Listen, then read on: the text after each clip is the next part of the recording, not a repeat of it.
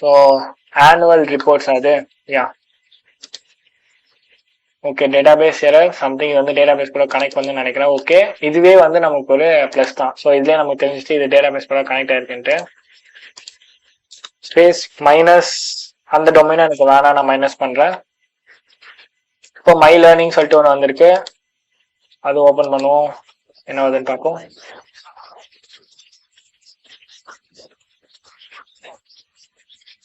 Okay,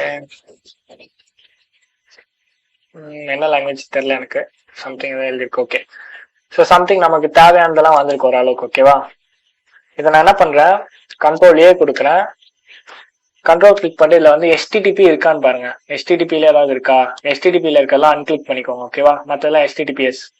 எஸ்டிடிபில ஏதாவது இருக்கா, no. இப்போ இதை என்ன பண்ணீங்கன்னா ரைட் கிளிக் பண்ணி spider this road, I mean select spider அப்படின்னு